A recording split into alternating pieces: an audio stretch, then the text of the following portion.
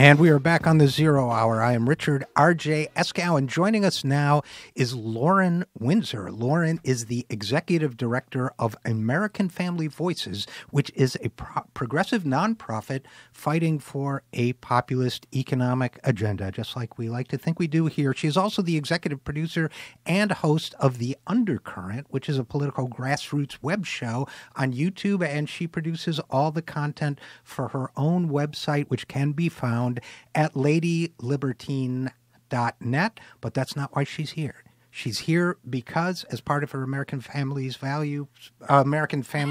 project, got to get that one straight, she did a video that is timelier than ever now, and she is hopefully about to tell us. Lauren, thanks for coming on the program, first of all. Thanks for having me, RJ. You bet. And so tell us about the video. We're going to hear a clip, but set it up for us. So this project was actually spawned, I think, last year during the whole mania around Let It Go and Frozen, and even then, the GOP scandal mongering was, in full force, and with the Benghazi hearings, the Bo Bergdahl stuff, the IRS hearings, there was always something that they were beating the drum on, and so my undercurrent work, we had a big project with the Koch brothers retreat last year. We ended up releasing several hours of audio from a source that I got. That big Koch project put this project on hiatus because the timing didn't work out. Turned out that because of the Benghazi Select Committee, it really became a good focal point for this music video parody.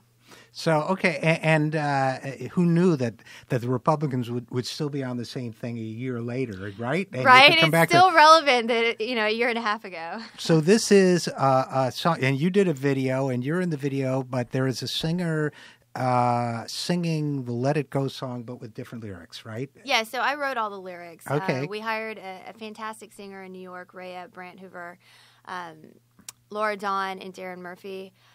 Produced the audio for us, and I edited everything together, performed it. Laura Dawn was a creative director over at Move On. So let's hear a few bars of Let It Go GOP. Is that what it's called? Yes, Let It Go GOP. Okay. Crying uprise, won't let you in on Benghazi. See, the bad girl is always Hillary. Your game, your aim, this is obscene. 2016, let it go, let it go. Stop waging this PR war. Let it go, let it go. This is what you're fighting for. Repeal healthcare, block Medicaid. Let the deaths rage on. The sick never bothered you anyway. Think of this. 50 so that's what we. I got to say, first of all, she sings it better than Idina Menzel. She does. She really. That's her name, right? Idina, the one. Idina. Idina. Well, I got closer than John Travolta. I got way closer than John Travolta. I think we could agree on that. And she sings it really, really well. The words are really funny. The visuals go along with it. So you put this out last week maybe, or this week? It was at the beginning of this week on Tuesday. So your timing was perfect because you put it out on Tuesday, and then we had we had this so-called Benghazi hearing on Thursday. Did you watch that? I did, and I was angry. I had like a crazy rage hard-on all day. So, okay, well, I had a different reaction, which was I thought now, and I worked for Bernie Sanders, and I believe in what Bernie represents, but I do think that if the day comes that Hillary occupies the White House, we will look at Thursday as the day that she won the presidency, because I think there's nothing they could have done to help her more. I don't know what you think, but my personal opinion is that they helped her enormously with this. Oh, certainly, and I'm a Bernie supporter. I disagree with Hillary Clinton on many issues, but I found myself having this like bunker-like mentality, and when I say the rage thing, it was a similar feeling as to when I was watching this Cecile Richards testimony of, this panel of white men just like going after these incredibly composed women that are, doing their job, frankly. Yeah, Lauren Windsor, you raise a great point, and let's think about that for a second, which is, first of all, it's conspicuous and obvious that this is, with one or two exceptions, this is a panel of white men, rich white men. And why is it, I'm trying to think of anybody who's been grilled as hard as Ms. Richards or Secretary Clinton in front of them. Is it that they like to take strong women? Is there some sort of gender role-playing, creepy acting out at work here, you think, as an undercurrent to all of this? Well, with the undercurrent, I do think that there's like an undercurrent of misogyny in the Republican Party, and I just, women tend to be the conciliators. Women tend to, if you look at the Democratic Party versus the Republican Party, there's clearly, many more women in positions of power and leadership, and I think that seeing women in positions of power and leadership is still, a frightening thing to a lot of these men in the Republican Party, because it's another indicator of how the demographics are changing in this country. I think that's exactly right. I mean, I have to say, Lauren, that, I think that conservatives in general and Republicans in particular cannot hang with the shifts that are happening culturally and demographically, whether it's the increased numbers of people of color and people of color demanding equal rights, or whether it's women who are not increasing in numbers but are increasingly participating as full equals in society. I think it just freaks them out. I mean, I think so I think that, but what's fascinating to me is that, I was raised at a time when women were oppressed, but the male mythology was, but you treat them with deference and courtesy. These guys are actually bullying and thuggish. So they have the misogyny of the past time with the bullying and thuggishness in their reaction that just is, to me, horrifying to see, whether it's in their behavior to a Hillary Clinton, or whether it's in the policies and their attitude towards health care, and Jeb Bush saying, let's not spend too much money on women's health care, or whatever it might be, in policy statement, in commentary, whether in not like just ejecting Donald Trump in revulsion from their entire party for his attitude towards him, whatever it might be, from the cultural to the political, these guys just seem to be on an anti-woman freak out.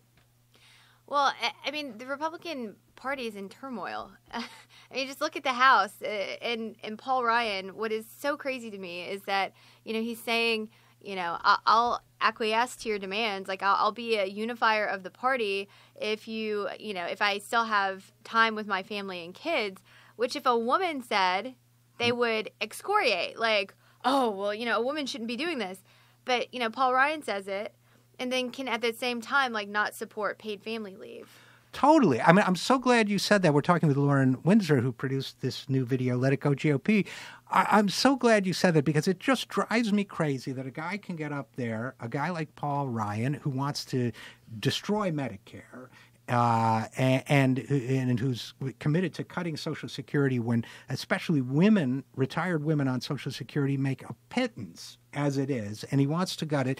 When these guys get out there and say, well, I'd really like to be able to spend weekends with my family, well, then how about the minimum wage mother who can't get paid family leave, can't get time off, can't even know what her work schedule is from week to week so that she can plan for childcare, much less afford that childcare, which is more expensive than college This tuition. Is the party of family values. This Right. is the party of, religion and, morality. I just don't understand how they can they say that on one side of their face, and then the other side, it's, going after women and all the policies in place that support them. Planned Parenthood, I know for myself that I knew when I didn't have health insurance that I could go to Planned Parenthood and get affordable screenings. Women don't have the same health options as men. And to see men get up on a high horse and go after somebody like Cecile Richards for providing like a service that, many Republican women need as well.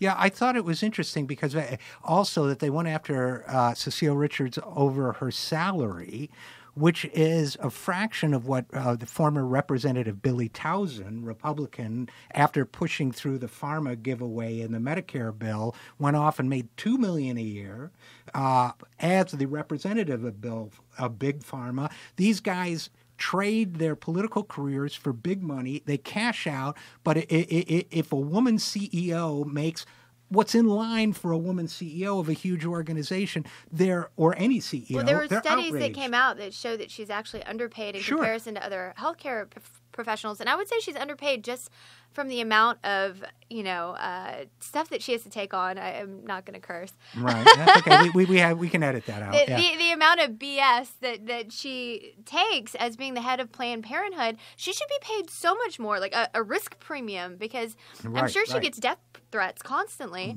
but she's doing this at a fraction of the cost that men would do this job for, and it's a thankless job. Right. No, I think you're absolutely right. And I used to work in the healthcare field a little bit, and salaries there for somebody doing what she does at that level would be huge. I agree. I think a man would make double, probably. But kudos to Representative Carolyn Maloney, who actually stood up for Cecile during that hearing and said, Representative Chaffetz, I take exception to this line of questioning. I've never seen you question a man about his salary. Right, absolutely. And especially a man who was a Republican in Congress and then became a lobbyist. You never see them questioned about the kind of money they make. So with all this misogyny on Capitol Hill, it was such a target-rich environment of corruption in the political process right now. What's your next project? What are you going to do next? Well, the current project that we're working on is a pretty big departure from this. We do a lot of pop culture, like music video parodies, movie trailer parodies, but then a lot of our work is focused on money and politics and investigative reporting. We're working right now on a video version of the executive order request to President Obama to make federal contractors disclose their political spending. So there's a big coalition of groups that's delivering a petition on November 9th. So this will come out fairly shortly. We already have 8 legislators involved. There were many that actually signed on to the letters. There's separate ones, the Senate letter and the House letter. But it's one thing to sign a letter, another to, actually go on a video and be the face of it. So we're hoping that we will get a large roster. We're early in the legislative outreach, though, and I think it's going to be a really good video. Well, when you're ready, come on back and we'll play that video, too. Great. All right. Thanks so much for joining us, Lauren Windsor, Executive Director of American Family Voices and all that other stuff you do. Thanks for coming on the show. Thanks, RJ.